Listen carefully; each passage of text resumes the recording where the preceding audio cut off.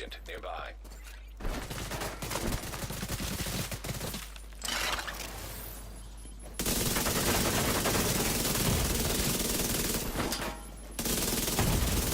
Vitals.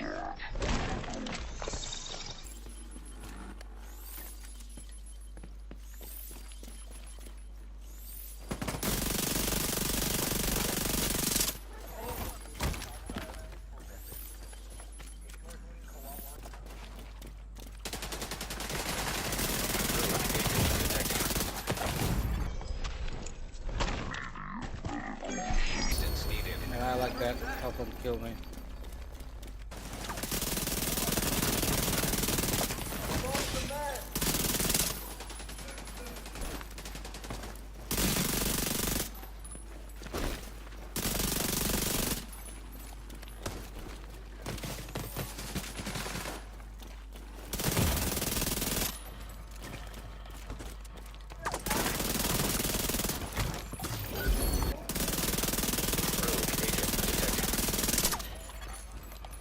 Landmark.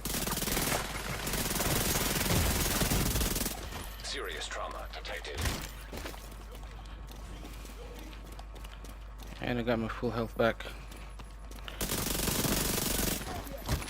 Like that. Now detecting. Target right on me.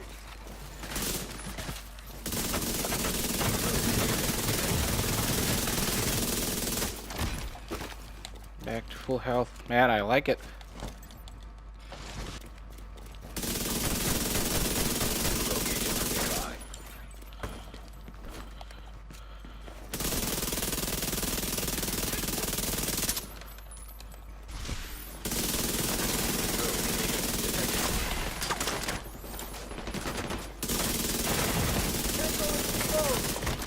Oh shit.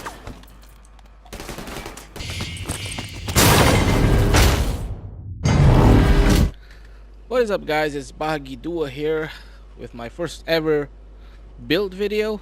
I gotta say, I've never posted anything on the Division 2 other than Dark Zone gameplay. I think I have 2 videos on the Division 2 so far.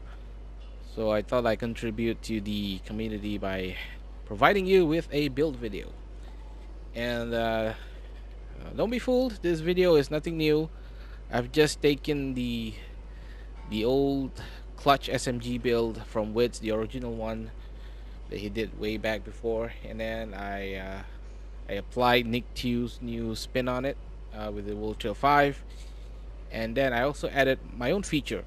It's kind of different, but I'll explain to you what the features are. So this build revolves around one thing, not only multiple things, of course. More on survivability. So with this build, you'll be able to survive, like if you're in like a tight situation where people are shooting at you, you have low health, and like you don't have time to like go through the clutch healing that you get from the gloves. And if you're wondering what clutch healing is, it's critical hits restore 15% health and repairs 2% armor. So what it means is every time you get a critical hit, mostly from your SMG, you get healing. But that only works when you're shooting people. So when you stop shooting, there's no healing for you, and you're screwed. But with this build, you can get a chunk of your health back, provided that you kill someone. But let me tell you how it works. So let's say you're 2v1, you're fighting one guy, and you're shooting at one guy, and you're surviving because of your clutch healing. But the other guy's also shooting at you. So once you finish his friend off, you'll probably end up with a little amount of health because you're getting hammered by the other guy. With health on kill, when you finish off that first guy you're fighting, you get a chunk of your health back. So at least when you fight the next guy, you're gonna have enough health to like properly fight him, And as you know, this works well with the berserk and the strain, because you are most powerful when you are at 0 armor. But having 100% health every time you start a fight is gonna be useful. So that's the basis of this build. So as you can see in my gear set, I have 3 health on kills. This is the one, 10% health on kill. Uh, yep. I have it on my knee pads, my mask, and my backpack. And also another important thing to note that you're gonna need 3 Fenris group gear sets, which provides you with assault rifle damage, protection from elites, and also health on kill. I'm not using any AR in this build. I could use the AKM, and there's a decent amount of damage there. But this is mostly on SMGs because I know this build is kind of OP with just SMGs, so I don't mind. So the 3 Fenris group sets will give you 20% health on kill, and you get uh, an extra 30% on each of your talents, and that's 50%, which translates to 57,000 health on kill. So my health is right now is 115. So that's like half of my health every time I kill a person. Now that is a lot if you ask me, because you have enough, because that's your insurance policy every time you're in a firefight. And so let's get into the set even more. I'm going to show you my weapons. Here I have Vector SBR 9mm with strained and extra. I prefer extra because my shots, I'm not a good shot, I have bad aim, and extra gives me a little bit of leeway if I miss my shots. Also overlap. I have another one here that has rooted. I never really thought about all these holstered talents on my SMG, so I don't mind. So either both of those would be good enough. And then for my second weapon is the chatterbox. You know, if you're already played this game, you know what the chatterbox is, what it gives you. The holster talent gives you 20% rate of fire after killing a target, and that's pretty much self-explanatory. As for the mask, I am using a Murakami for that 8% health.